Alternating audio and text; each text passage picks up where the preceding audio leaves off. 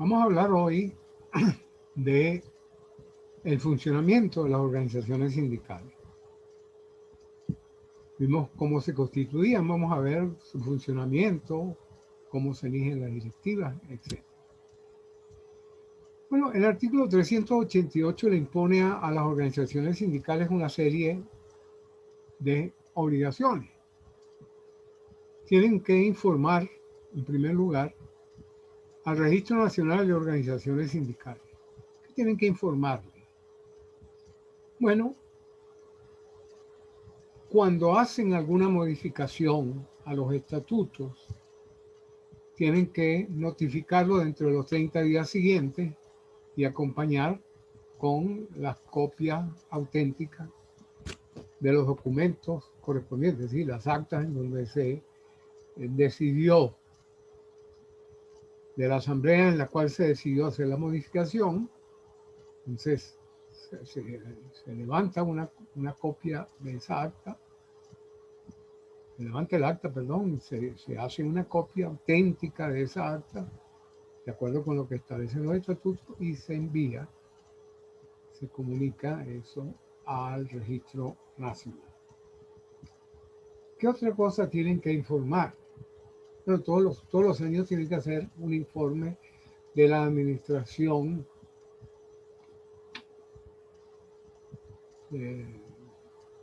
digamos, como una especie de rendimiento de cuentas de la administración del sindicato, y eso lo tienen que hacer dentro de los 3 primeros meses de cada año, como también dentro de los 3 primeros meses de cada año tienen que enviar la nómina completa de los afiliados, los nuevos afiliados que han tenido, los que se han ido, etc.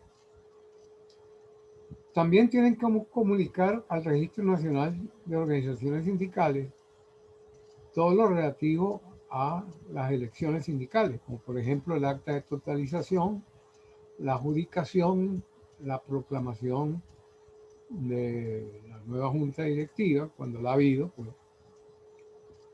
y eso tiene que emanar de una comisión electoral. ¿Qué más tienen que comunicar? Bueno, cuando tomaron una decisión importante, como por ejemplo deciden disolver la organización sindical o, o fusionarse con otra, pues cualquier de ese tipo de actuaciones son decisiones que se tienen que tomar en una asamblea, y hay que informarlo también al Registro Nacional de Organizaciones Sindicales dentro de los 30 días siguientes, y enviar cualquier otra información que les solicite cumplimiento de las obligaciones legales. Bueno, esto hasta cierto punto es un control que se ejerce sobre las organizaciones sindicales.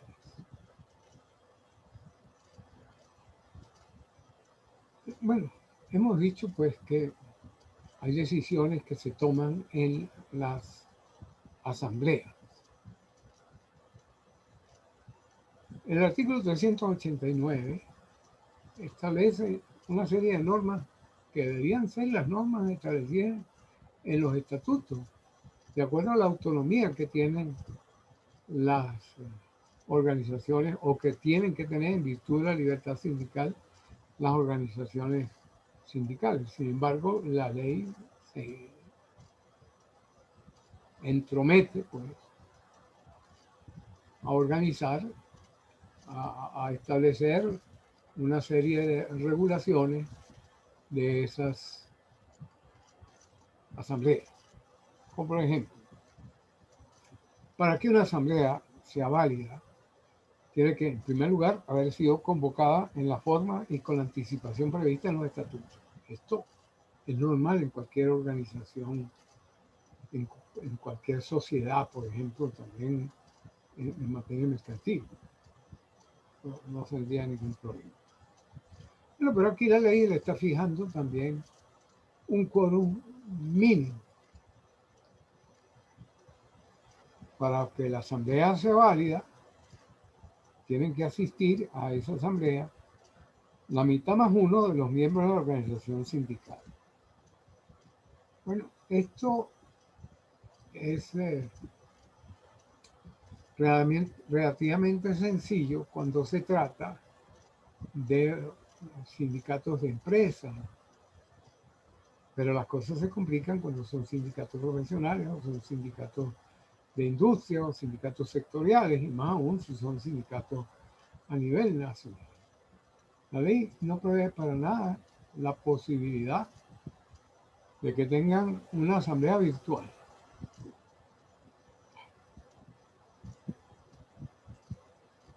Sin embargo, yo creo que eso sería posible, porque no hay nada tampoco que lo prohíbe. Ahora, ¿qué sucede? Sí, como siempre es difícil obtener el quórum del 50%.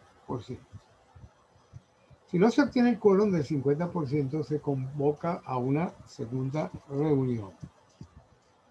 Esta segunda reunión se va a constituir, esta segunda asamblea, con los miembros presentes, los miembros que asistan. Pero no puede ser menor del 20% de los afiliados del sindicato.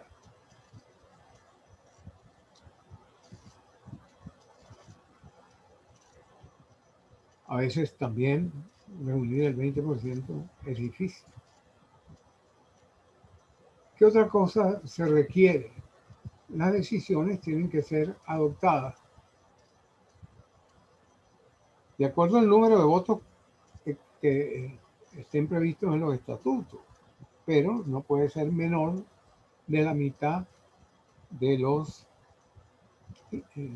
asistentes a la asamblea integrantes del sindicato. Y hay que levantar un acta de esa asamblea conforme a lo que está previsto en los estatutos. Bien, sin embargo, el 390 tiene unas formas alternativas de decisión. Dice, cuando el número de afiliados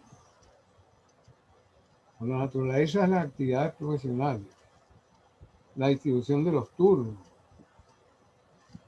cualquiera de esas cosas dificulte la presencia de todos los afiliados en una asamblea general, los estatutos podrán prever que se celebren asambleas sectoriales.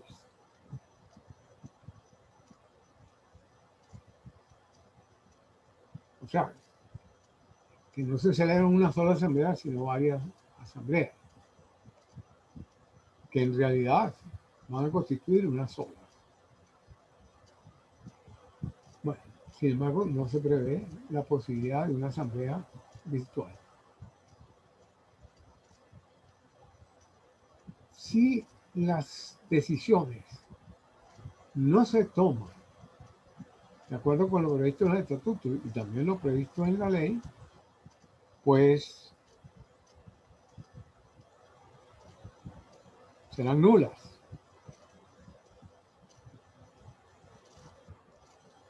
También van a ser nulas las decisiones que vayan contra de la ley de la Constitución. Evidentemente que todo lo que va en contra de la Constitución es nulo.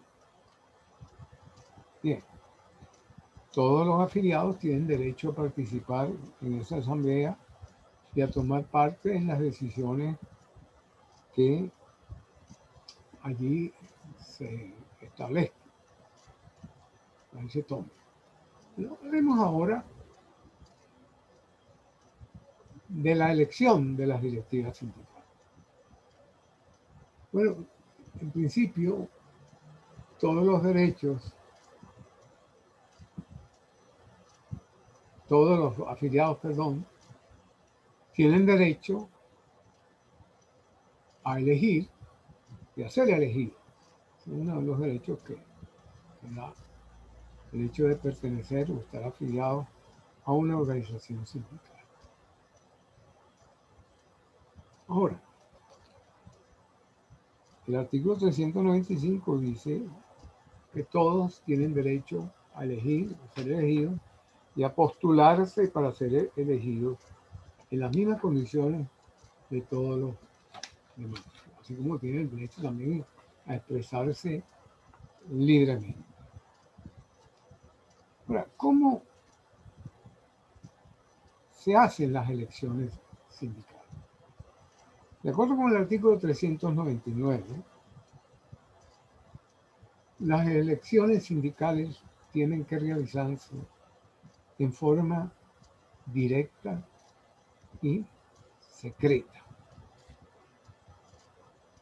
como lo dice el artículo 400 de la ley, y sobre todo elecciones por la base, o sea, en que todos los afiliados voten.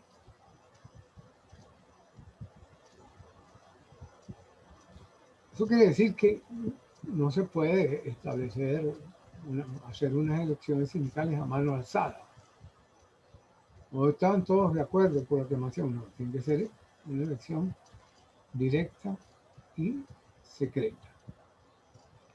Y por la base, evidentemente que si se trata de federaciones o confederaciones, pues tienen que participar, son los sindicatos afiliados. Sin embargo, en las elecciones de la Junta Directiva de las Federaciones, a veces se hacen también por la base, como por ejemplo en el año 2002, cuando se hizo la elección de la CTV, se hicieron elecciones por la base. Después se lo pueden decidir las organizaciones sindicales. Ahora, las juntas directivas tienen periodos relativamente cortos de duración. ¿Con qué finalidad? Con la finalidad de garantizar una cierta alternabilidad. Y esos periodos no deben ser mayores de 3 años, de acuerdo con el artículo 401 de la ley. A cada 3 años hay que hacer esas elecciones. En el caso de las federaciones y las confederaciones, la duración de la junta directiva es un poco mayor, pueden ser hasta 5 años, pero eso depende también de lo que establezcan los estatutos. Ahora bien, ¿qué sucede cuando se vence el periodo y no se han convocado a elecciones? El artículo 402 establece una disposición que, por cierto, fue anulada por una decisión de la Sala Constitucional. En una muestra más de esa injerencia del Estado en las organizaciones gremiales. ¿Qué prevé el artículo 402? El artículo 402 prevé que cuando se vence el periodo y la Junta Directiva no haya querido convocar a nuevas elecciones, porque, por ejemplo, quiere permanecer en el poder, bueno, se podría, los integrantes de esa organización sindical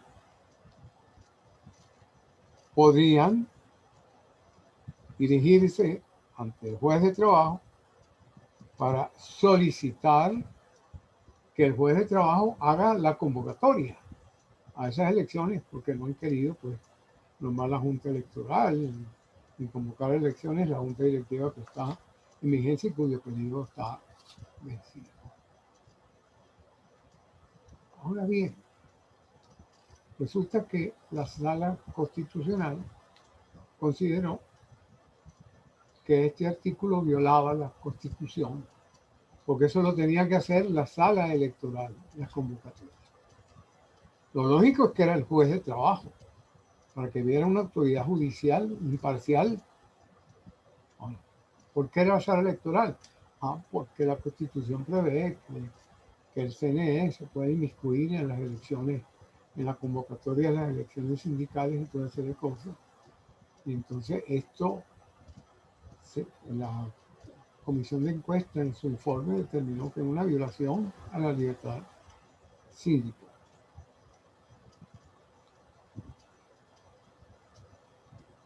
La ley también, la sentencia es la sentencia 474 del 21 de mayo del 2014. Y dice lo siguiente: abundando en argumentos y sin desconocer que los sindicatos están sometidos al control de la jurisdicción del trabajo, no cabe la menor duda, son demasiado claros e inteligentes, que la jurisdicción electoral actualmente ejercida de manera exclusiva y excluyente por la sala electoral y no la jurisdicción del trabajo es el juez natural para revisar la constitucionalidad y legalidad de todo acto o omisión acaecida en el marco de una elección electoral sindical. Eso es, sobran palabras, pues.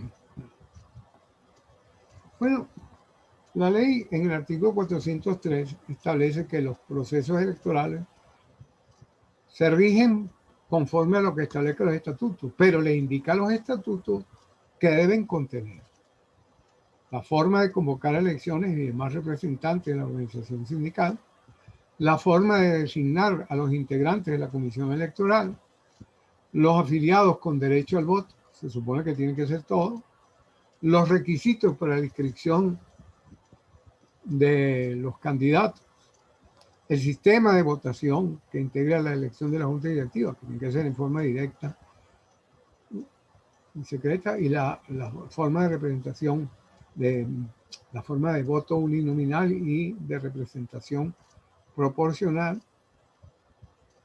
También tienen que la oportunidad y la forma de revocatoria del mandato, etc.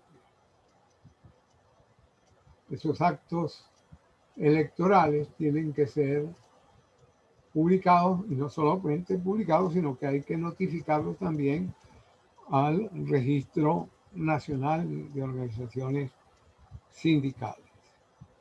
Y tienen que publicarse en carteles en los centros de trabajo por los medios que tengan al alcance.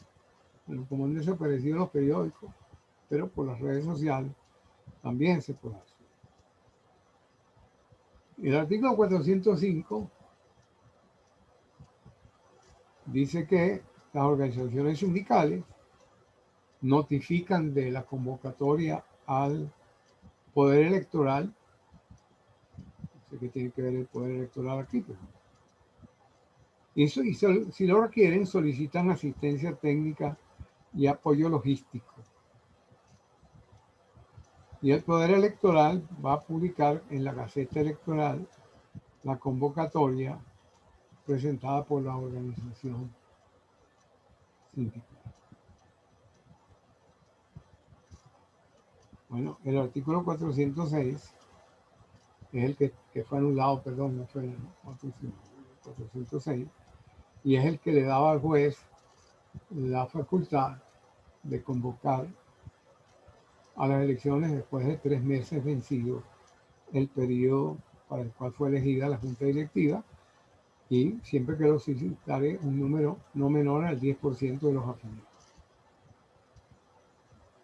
El artículo 407 establece cómo se designa y cómo está integrada la Comisión Electoral Sindical y cuáles son sus funciones. Nos imaginamos cuáles son. No vamos a perder tiempo detallando. Y también qué recursos hay contra las decisiones de esa comisión electoral. Y resulta que aquí hay otra violación a la libertad sindical, porque deberían ser los mismos órganos sindicales los que resuelvan todos esos problemas, ¿no? Aquí lo remiten al poder electoral y que las decisiones del poder electoral pueden ser recurridas ante la sala electoral. Esto es otra cosa que en la Comisión de Encuesta consideró que era violatoria de la libertad sindical. El artículo 409 indica la manera como van a ser sustituidos los integrantes de la Junta Directiva antes de culminar el periodo, cuando por ejemplo hay una falta temporal o una falta absoluta de los miembros de la organización sindical. Esto tiene que estar en los estatutos, pero la ley establece, digamos, una disposición hasta cierto punto supletoria ante la falta de decisión de los estatutos. Y eso habría que hacer una asamblea general de los trabajadores convocada al efecto, a no ser que los estatutos indiquen otra cosa. Bien.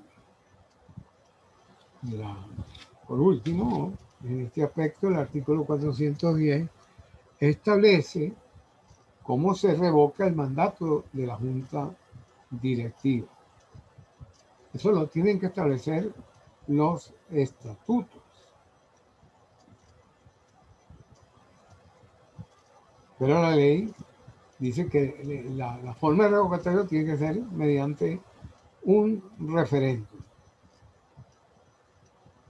Y que si se aprueba en ese referéndum la revocatoria de la Junta Directiva, pues entonces debe convocar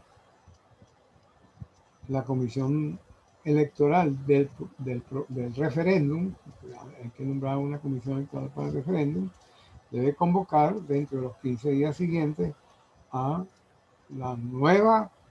una asamblea, para que esa asamblea nombre una nueva comisión electoral y viene otro proceso de elección. Bien, esto con respecto a las elecciones.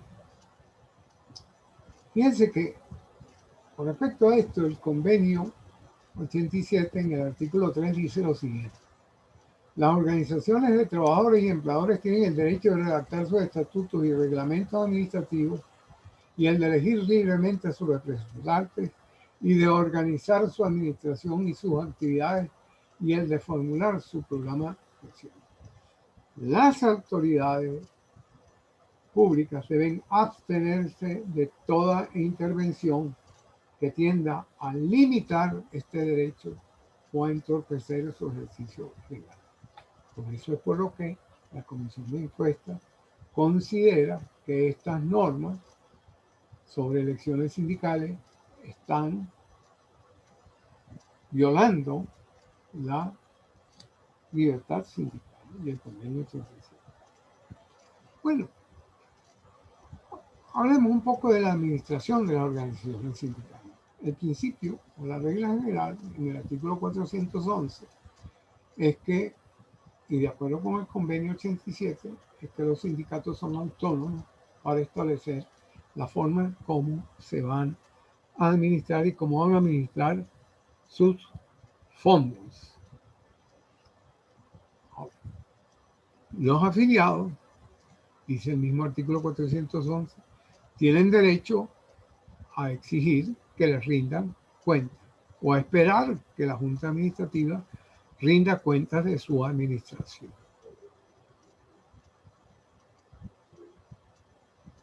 Y todo esto tiene que estar en principio regulado por los estatutos.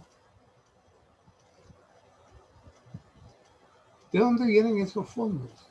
Bueno, vienen en primer lugar de las cuotas ordinarias o de las cuotas extraordinarias que se establezcan y cualquier otra donación o aporte que les quieran dar. Y muchas veces en las convenciones colectivas se establece una obligación para la empresa o para el empleador de dar un aporte a las organizaciones sindicales para ayudar en su funcionamiento.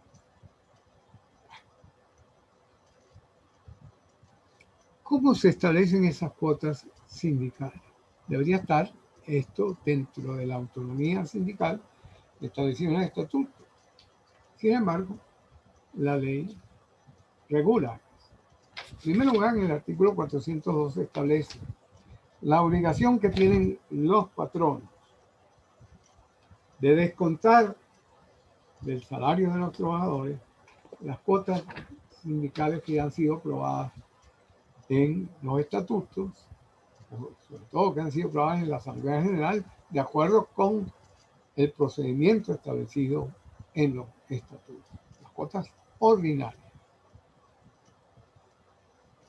Esas cantidades recaudadas a través de ese descuento que hace el empleador, se lo tiene que entregar el empleador al representante autorizado por la organización sindical. Y no se lo da en dinero, sino mediante un cheque girado a nombre de la organización sindical. Puede ser en transferencia. Lo que no permite la ley es que se haga en dinero efectivo ni en cheques a nombre de personas naturales. Eso hay que hacer, guardarse de esa forma, porque si no se hace así, pues le pueden volver a pedir al empleador que vuelva a pagar, se considera como si no lo hubiera pagado. O sea que los empleadores tienen que cuidarse de hacerlo de esta manera. Bien, el trabajador tiene que haber autorizado al empleador para que haga el descuento de esa cuota sindical. Si no lo autoriza, el empleador no lo puede hacer. Acuérdense el principio de la libre disponibilidad del salario y que el salario debe ser pagado directamente a la persona del trabajador, a no ser que él autorice este tipo de descuentos, por ejemplo.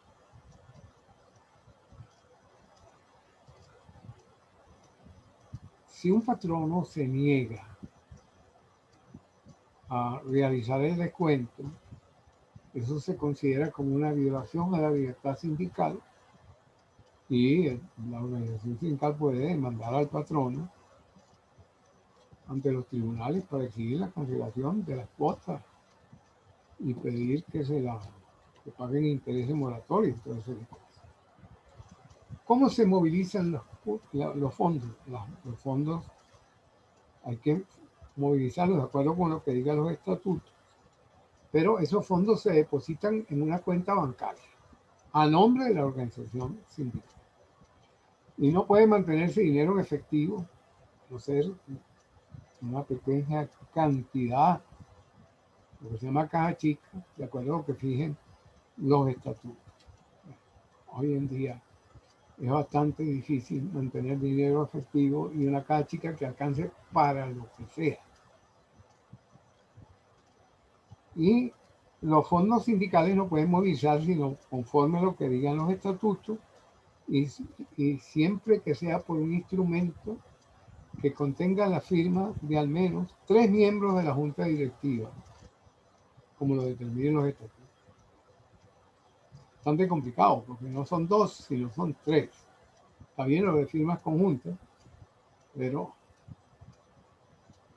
bueno, y todos los años, de acuerdo con el artículo 415, estará obligada esa junta directiva a rendir información de la movilización y de la administración de esos fondos sindicales. La falta de rendición de cuentas es una causal de impedimento para que se puedan presentar a la reelección. Por ejemplo, en caso de que quieran ser reelegidos, si la junta directiva no ha presentado esa rendición de cuentas, pues eso les impide volver a presentar. Y esas cuentas Los afiliados pueden pedir que las revisen, pero la revisión debería hacerla algún organismo nombrado al efecto. Sin embargo, aquí la ley remite a una revisión por parte de la Contraloría General de la República, lo cual es violatorio de la libertad sindical porque es una injerencia. Está bien que pueda ser, por ejemplo, un organismo nombrado por la federación a la cual pertenece el sindicato, o que los mismos afiliados decidan nombrar una comisión que revise esas cuentas, pero no un organismo público. Bueno, y con esto dejémoslo por hoy hasta allí.